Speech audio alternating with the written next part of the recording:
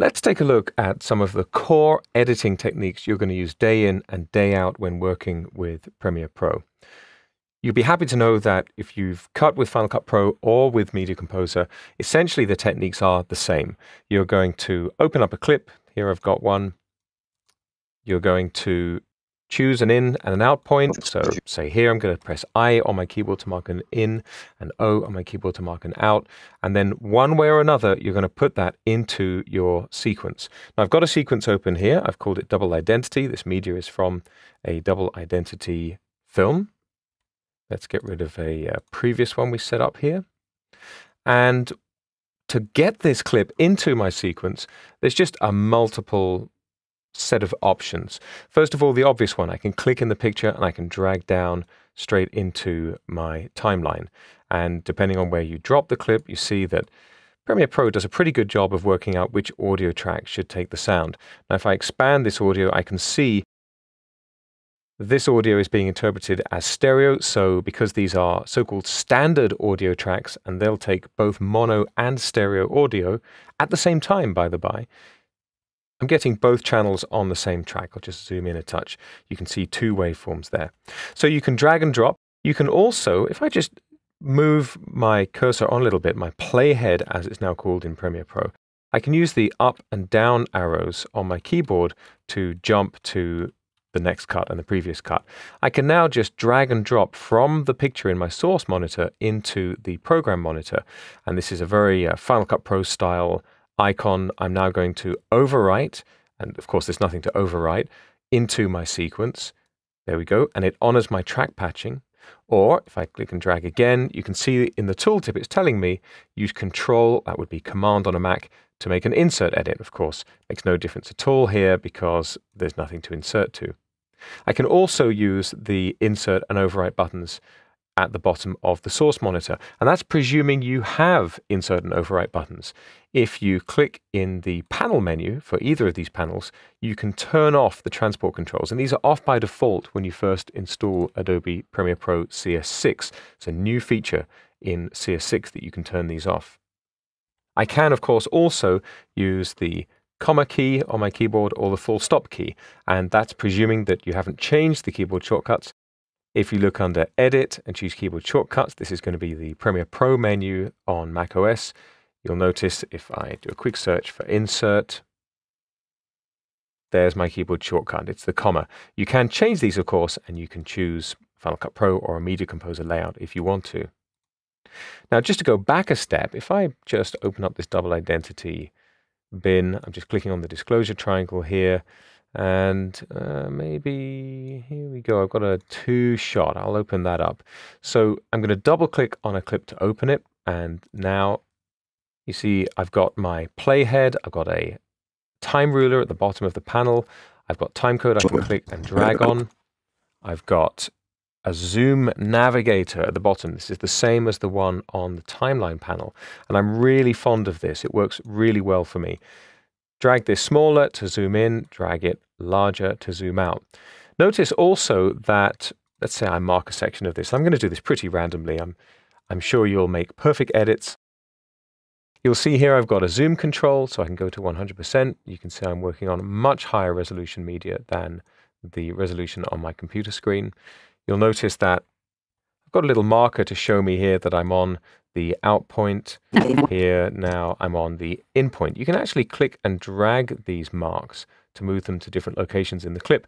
And it's pretty subtle, but there's a grab handle in the middle. You can click and drag to make a duration selection from different parts of your media. Over on the right here, I'm seeing my duration. Now, just underneath the video part of the source browser, I've got a little film strip icon and a little audio waveform icon. And if I drag these down to the timeline, you can see I can just take the video or just take the audio. I can, of course, also use the J, K, and L keys to play back. So I can use L to play forwards. I don't know from fairy tales. All right, dollface. Or J to play backwards. CF5 neuron. And K pauses. Press them multiple times, they'll go at multiple speeds. Over on the right here, I've got my playback resolution. I'm playing this at half resolution, partly because I'm doing screen capture at the same time. I don't want to tax my system too much. But you should find with most media formats on most systems, I know that's super vague, but you should find that you can play full resolution for most formats. You'll probably find if you try to play back full resolution 5K Red Epic media, that might be a bit of a struggle for a system. You might need to drop that down to maybe quarter res. But on a little monitor like this, you're not likely to notice the difference until you go really low resolution. Notice as well that I've got this spanner icon, which gives me access to multiple display options. If I've got alpha, I can see it. I can see scopes, waveforms, RGB parades, whatever you want. And composite video is the default. So just to draw your attention to this option, composite video, if you get lost in the menu, go back to composite video. That's your regular picture. There's a nice new feature included in Premiere Pro CS6. You can now gang the source and the program monitor. So as you move these, they move together. It's a really great way of assessing a clip and making sure that the part you want to perhaps replace in a sequence matches correctly. Let's just turn that off. And of course, where things get slightly more complex is when you get to track patching. But if you're used to using track patching, this should be old news for you. Right now, I've got my source video patched to my timeline video 1. Same thing for my audio. So if I press the insert or overwrite keyboard shortcuts, that's where the clip goes.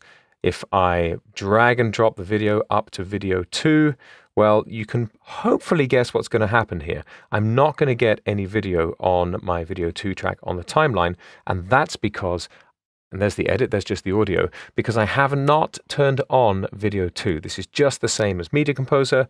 You have to turn on the track. Otherwise, if I do the edit now, you can see you're not going to get the video. So there is a very logical, mechanical distinction between whether you do or do not have a source track or for video or audio turned on and where they're patched. Independently of that, you've got timeline track on and off. These are standard track patching editing decisions. If you do insert edit, and I'm just going to press the up arrow on my keyboard to put my playhead in between these two instances. If you make an insert edit, but you don't have, for example, your video on, but I do have my timeline video 2 on, if I do an insert edit now, you'll notice that my video on video 2 did move out of the way, even though nothing was edited into the track. And that's because I have my sync locks turned on. If I turn off my video 2 track and insert edit again, you'll notice that the video and audio move together. That's because I've got my sync locks on. If I turn these off and insert again, you can see I'm losing sync. This is exactly the behavior that you would expect. This is correct if you are used to working with track patching and sync locks. Once again, removing content is exactly what you would imagine. If I just loosely set in and out marks on the timeline here, you see I've got a selected region on the timeline. I've got my video 1 selected and my audio 1, 2, and 3. And up on the program monitor, I've got lift and extract. So if I choose lift, I'm leaving a gap on the timeline. So that's core editing techniques with Premiere Pro CS6.